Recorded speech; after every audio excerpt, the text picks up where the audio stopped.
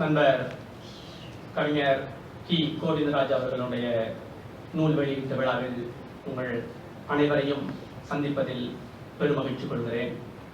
சற்றேறக்குறைய 3 ஆண்டுகளுக்கு பிறகு ஐயா பிச்சினிக்காடு இளங்கோ அவர்களின் நூல் வெளியீட்டு விழாவிற்கு பிறகு இன்று மேடை ஏறி இருப்பதில் பெருமகிழ்ச்சி கொள்கிறேன்.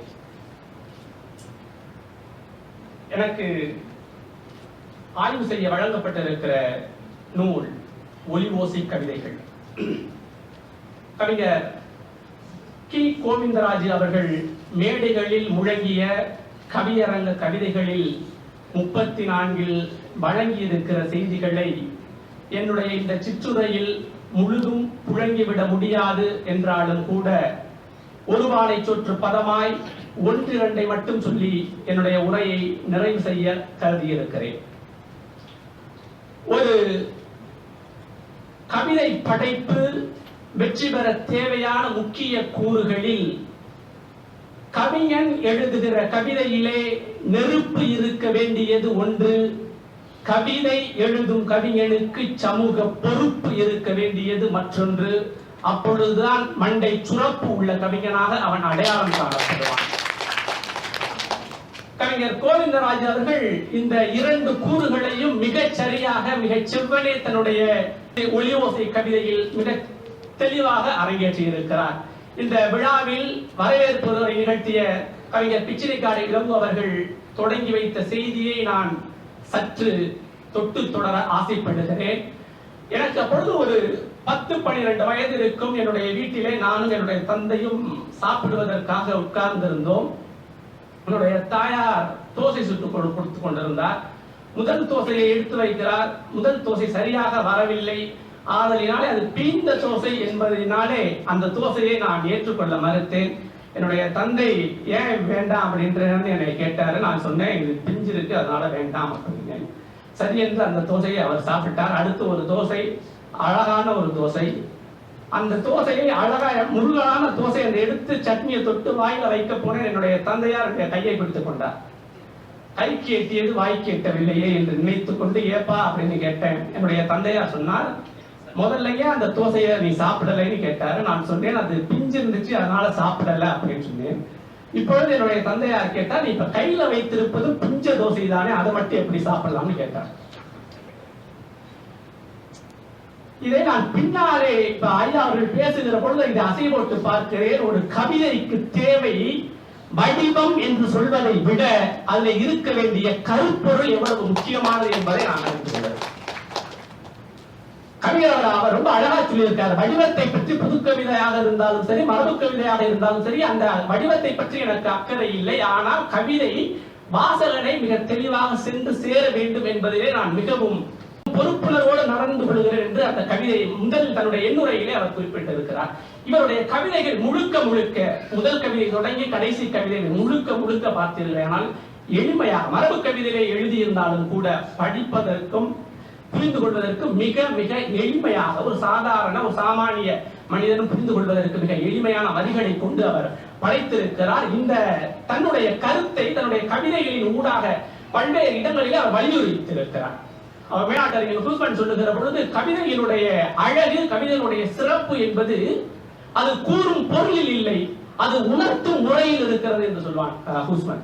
அது கவிதையை என்ன சொல்லுறீங்கிறது முக்கியம் இல்லை, அதை எப்படி சொல்லுகிறீர்கள், அந்த வாசகன் அதை ஏற்றுக்கொள்ளுகிற அளவிலே அந்த கவிதை எப்படி சொல்லப்படுகிறது என்கின்ற செய்திதான் முக்கியம் என்ற அந்த மேலாட்டு அறிஞர் சொல்வதை போல கவிஞர் கி கோவிந்தராஜ் அவர்கள் மிக தெளிவாக மிக அழகாக மிக நகைச்சுவையோடு கவிதைகளை பதிவு செய்திருக்கிறார். அந்த கவியரங்க கவிதைகளிலே அவர் மிகவும் அற்புதமாக பதிவு செய்திருக்கிறார்.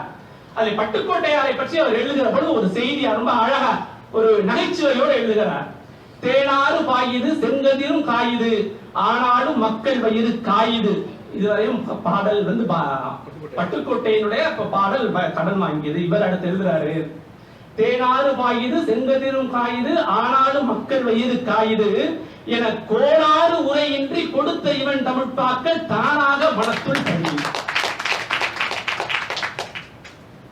நீங்க தமிழகத்திலே படித்திருந்தால் கோளாறு உரை இல்லாமல் நீங்க பாஸ் பண்ணிருக்கவே முடியாது. ரொம்ப வெகு நாட்களுக்கு முன்பாக ஒரு புதுக்கவிஞன் ரொம்ப அழகாக எழுதினான். திருக்குறள் திருக்குறளில் தேர்வு எழுத திருவள்ளுவர் போனார், பாவம் ஃபெயிலாகி போனார். என்னடா கேட்டா, காரணம் அவர் படிக்கவில்லை, கோனார்னு அழகா இருந்தார். தமிழகத்துடைய நிலை அப்படி இருந்தது. கோனார் தமிழரை தமிழை நமக்கு எளிமைப்படுத்தி கொடுத்திருக்கிறது. அந்த விஷயத்தை அதை எப்படி சொன்னால் மக்களுக்கு போய் சேரும், ஒரு சொல்லுகிற செய்தியை எப்படி சொன்னால் மக்களுக்கு போய் சேரும் என்கின்ற மிக தெளிவான சிந்தனையை தன்னுடைய கவிதைகளின் ஊடாக, அது மரபு கவிதையாக இருந்தாலும் கூட, அதுதான் கவிஞருடைய சிறப்பு. மரபு கவிதையாக இருந்தாலும் கூட படைப்பினுடைய நோக்கம் சென்று சேர வேண்டும், வாசகரை சென்று சேர வேண்டும் என்பதற்காக மிக எளிமையாக இதை ஆக்கி தந்திருக்கிற கவிஞர் கோவிந்தராஜா அவர்களை மனதார பாராட்டுகிறேன். மற்றும் ஒரு கவிதை மாட்டுப் பொங்கல் என்கின்ற தலைப்பில் எழுதியிருக்கிறார். என்னை மிகவும் பாதித்த கவிதை. நான் ஆரம்பத்திலே குறிப்பிட்டதை போல நெருப்பு என்று நான் சொல்லியது ஏதோ பெரும் நெருப்பாக இருக்க வேண்டும் என்ற அவசியம் இல்லை. ஒரு பொறி, பாரதி சொன்னதை போல அக்கினி குஞ்சு, ஒரு சின்ன பொறிதான், அது உங்களுக்குள் பல்வேறு விஷயங்களை பற்ற செய்யும். இந்த கவிதையை படித்த பொழுது பல்வேறு சிந்தனைகள் என்னோடு ஓடியது. அந்த மாட்டுப் பொங்கலை பற்றி இன்னைக்கு ஜல்லிக்கட்டை தடை செய்திருக்கிறார்கள், அதை பற்றி அந்த கவிதையில குறிப்பிடுகிறார். கவிதையை பாருங்கள், நான் வரிகளை நேரம் கருதி ஒரு குறைத்துக் கொள்கிறேன், செய்திகளை மட்டும் உங்களுக்கு கொண்டு வந்து சேர்க்க முற்படுகிறேன். ஜல்லிக்கட்டை குறைத்ததை பற்றி ரொம்ப கவலைப்பட்டு அந்த கவிதையை எழுதுகிறார். எனக்கு இந்த கவிதையை படித்த பொழுது ஜல்லிக்கட்டை தடை செய்தது கூட பரவாயில்லை என்று தோன்றியது. ஆனால் அதை தடை செய்வதற்காக ஒரு காரணத்தை சொன்னால் பாருங்கள், விலங்கு வதை, விலங்கு வதை என்று. எனக்கு விளங்கவே இல்லை. நான் சொல்லுகிறேன், நண்பர்களே, தயவு செய்து குறித்துக் கொள்ளுங்கள். நீங்கள் ஜல்லிக்கட்டை தடை செய்யாமல் இருந்தால் காலை வதைபடும் என்பது எவ்வளவு உண்மையோ, நீங்கள் ஜல்லிக்கட்டை தடை செய்தால் காலை இனம் அழிந்தே போகும் என்பதை நீங்கள் மறுக்க முடியாது. காலை இனம் அழிந்து போகும். 2000 ஆண்டுகளாக தமிழகத்தில் 50,000 யானைகள், 50,000 குதிரைகள் என்று மன்னர்கள் வைத்து படை வைத்து நடத்தினார்களே, இன்றைக்கு நாட்டிலே இல்லை. காட்டிலே கூட யானைகளையும் குதிரைகளையும் காண முடியவில்லை. என்ன காரணம்?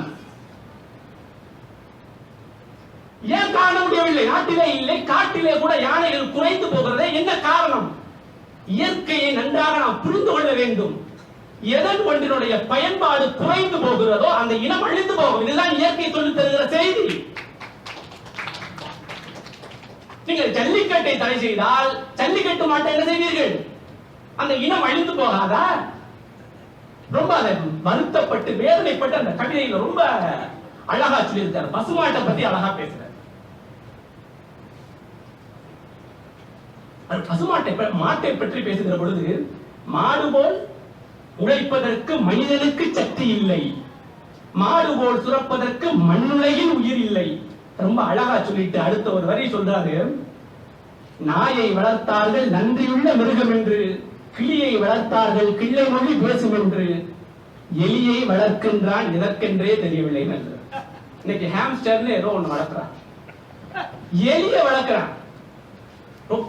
எதை வளர்க்க வேண்டுமோ, எதை நாம் பின்பற்ற வேண்டுமோ, எதை பாதுகாத்திருக்க வேண்டுமோ அதை எல்லாவற்றையும் விட்டுவிட்டு எலியை வளர்க்கிறான் எதற்கென்றே தெரியவில்லை. அந்த கடைசி வரியில ரொம்ப என்னை பாதித்த வரிகளை எழுதுறாரு. பண்பை மறந்து விட்டான், பசுமாட்டை இழந்து விட்டான். மாடு என்ன சார் அகிர்னா? வெறும் அகிரினை பொருளா மாடு? தமிழனுடைய பண்பாட்டில் ஒன்று கலந்து விட்ட செல்வம் அது மாடு. மாட்டுக்கு அதனாலதான் செல்வம்னு பேர் வச்சான். மாட்டை வீட்டுக்கு பக்கத்திலேயே வைத்து பாதுகாத்த காரணத்தினாலே மாடு என்கின்ற சொல்லுக்கு பக்கம், அருகில் என்கின்ற ஒரு பொருள் உண்டு. இன்றும் நீங்கள் கிராமப்புறங்களில் பார்த்தால் பிள்ளைகள் தலைமாட்டில் தலைகிட்ட உட்கார்ந்து அழுதா அந்த பெற்றோர்கள் என்ன சொல்றார்கள்? தலைமாட்டில் ஏன் உட்கார்ந்து அழுகுறேன்னு கேட்பாங்க. தலைமாடுனா தலைக்கு பக்கத்தில் ஏன் உட்கார்ந்து அழுகுற? மாடு என்றால் பக்கம் என்று ஒரு பொருள் உண்டு. மாட்டை சாமியாக நினைத்து தொழுத காரணத்தினாலே மாட்டை கட்டுகிற இடத்திற்கு தொழுவம் என்று பெயர் வைத்தான்.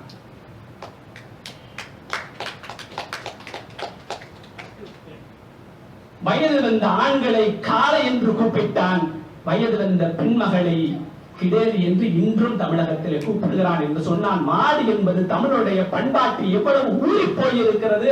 ஆனால் இன்றைக்கு மாட்டை என்ன செய்திருக்கிறோம் என்கின்ற மிகப்பெரிய வேதனையை இந்த கவிதை, அந்த கவிதையில ரொம்ப அழகா மாட்டுப்பொங்கல் அப்படிங்கிற தலைப்புல ரொம்ப அழகா பதிவு செய்திருக்கார். எனக்கு அதை படிக்க படிக்க என்னுடைய வேதனை அதிகரித்தே கொண்டே சென்றது. ஆனால் மீண்டும் எது பயன்படாமல் இருக்கிறதோ அந்த இனம் நிச்சயமாக அழிந்து போகும். அதுதான் இனம். யானைகளை லட்சக்கணக்கான யானைகளை கொண்டுதான் யானை படை வைத்திருந்தான். தங்க இலக்கிய புலவன் ஒரு அழகாக ரொம்ப சொல்லுவான். ஆயந்திரனை பற்றி சொல்லுகிற பொழுது, நின் இளம்பிடி ஒரு சூழ் 10 ஈனுமோ.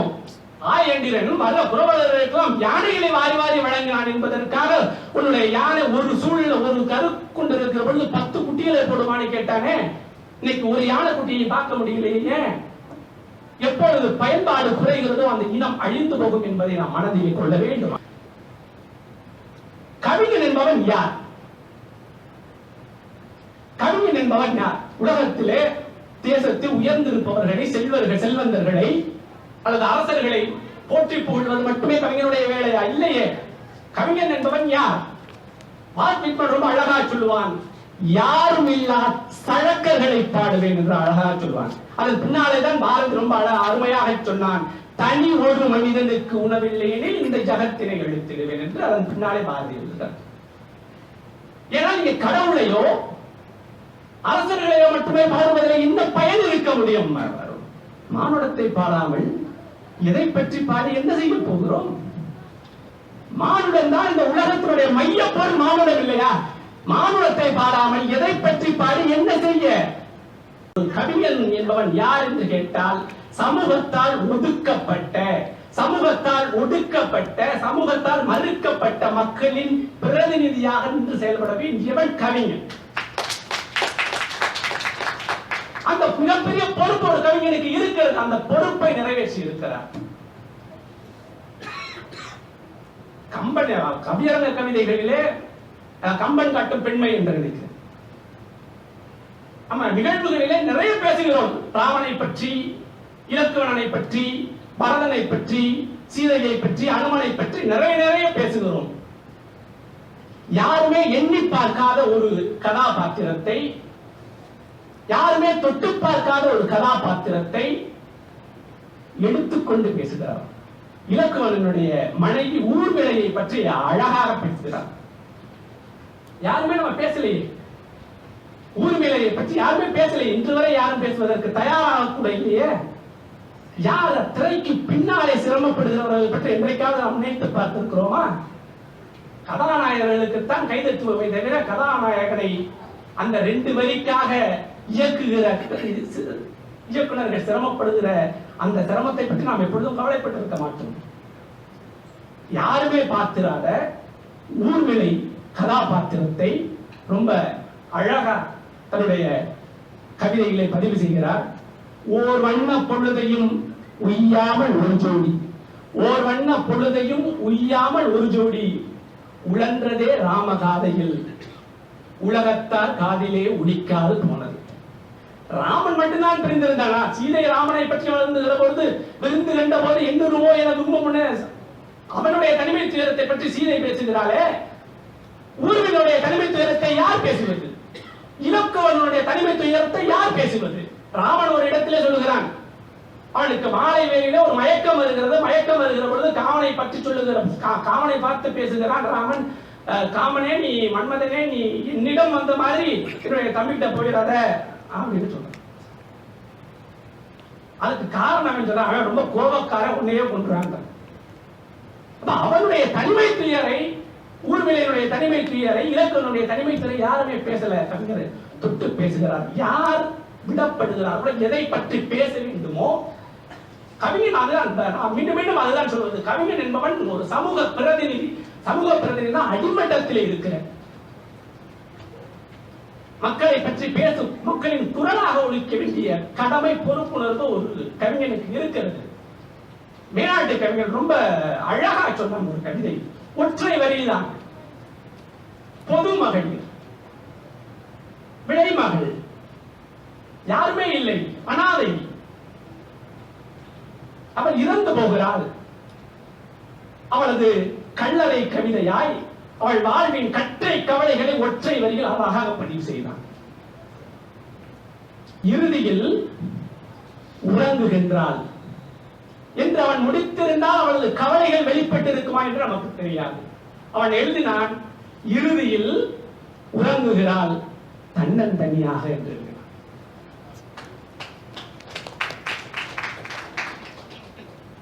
அவளை பிரதிநிதிக்கிறானே ஒரு கவிஞன், அதுதான் சிறப்பு. கவிஞனுக்கு சிறப்பு அதுதான்.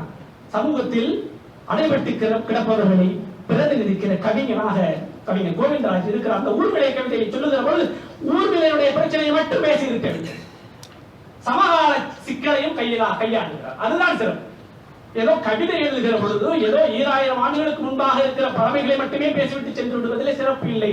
சமகாலத்தில் என்ன பிரச்சனை அவர் கடைசியாக எழுதுகிற பொழுது, உலகத்தில் அவள் போல் உயிரை பிரிந்தவர் 1 கோடி என்று உள்ளதே, நீண்டதோர் காலமாய் நிகழும் இப்பிரிவுகள் நீளுதே இன்று வரையில் என்று அழகாக அந்த கவிதையை அவர் முடிவு செய்திருக்கிறார். கிரேக்க தத்துவஞானி அரிஸ்டாட்டில் ரொம்ப அழகாக சொல்லுவான் ஒரு வரியிலே,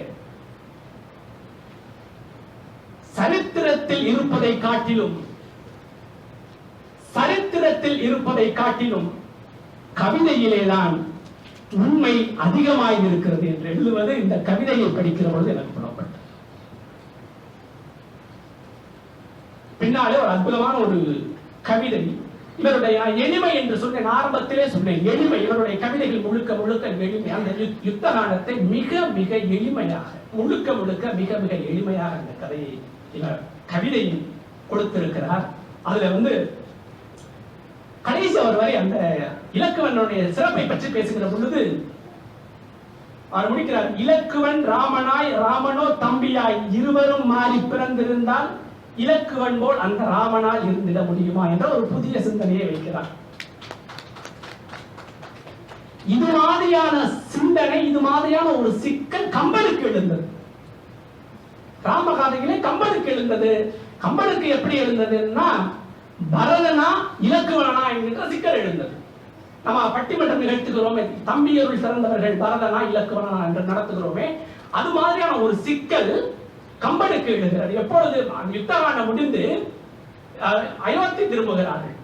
அயோத்தி திரும்புகிற பொழுது பரதனும் இலக்குவனும் ஒருவரை ஒருவர் அணைத்துக் கொள்கிறார்கள். இப்பொழுதுதான் கம்பனுக்கு அந்த சிக்கலை முன்வைக்கிறான். நல்ல ஒரு தருணம், இவர்களை எடை போடுவதற்கு மிகச் சிறந்த தருணம் இது. யார் சிறந்த தம்பி என்பதை எடை போடுவதற்கு மிகச் சிறந்த தருணம். அது எப்படி எடை போடுவது? கம்பன் எழுதுகிறான், தனிமை நீங்கி காடு உறைந்து உழைந்த மெய்யோ, கையறு கவலை கூற நாடுரைந்து உழைந்த மெய்யோ, நைந்தது என்ன உலகம் நெய்ய.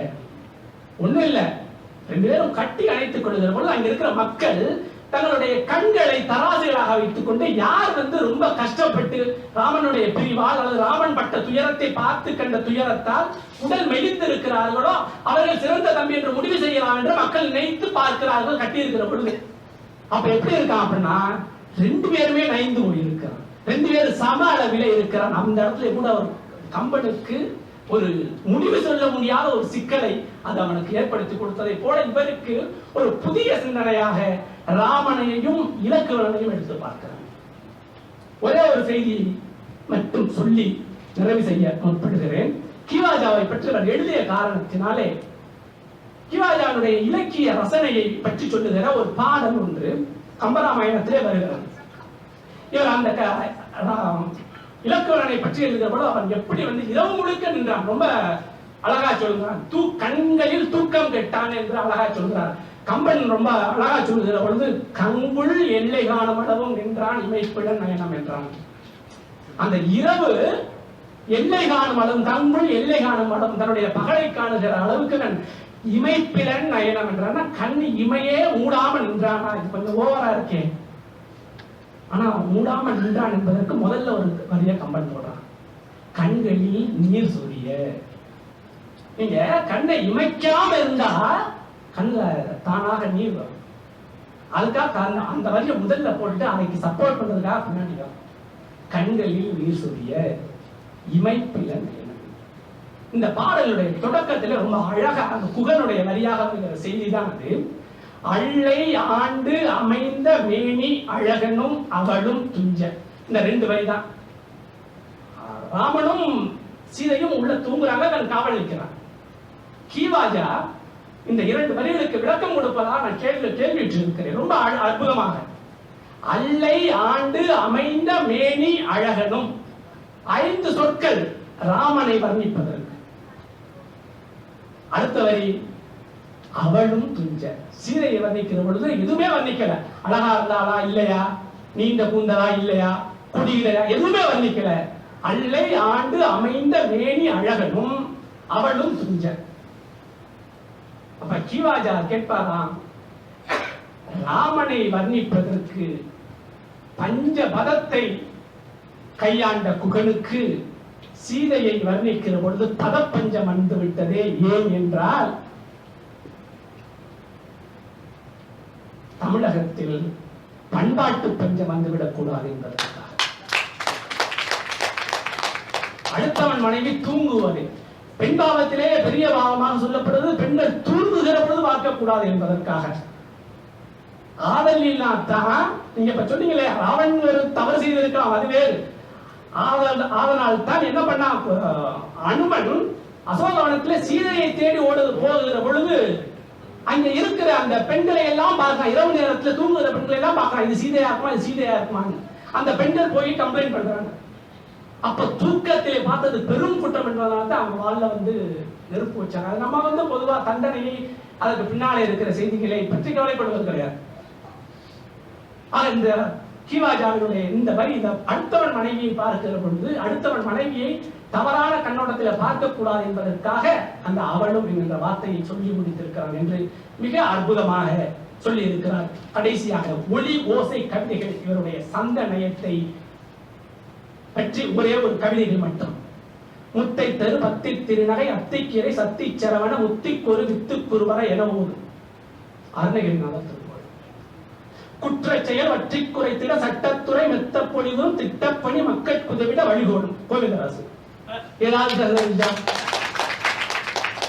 சந்த நயத்தை மிக மிக சிறப்பாக தன்னுடைய கவிதையிலே கையாண்டு இருக்கிறார். பல்வேறு கூறுகள் இதில் கொட்டி கிடக்கின்றன, நம்ம அள்ளி செல்வதற்கு என்று கூறி இது போன்ற இன்னும் தரமான இலக்கியங்களை தருக, தங்கள் வாழ்வில் வளம்பல பெறுக என்று கூறி வாழ்த்து விடைபெறுகிறேன். நன்றி.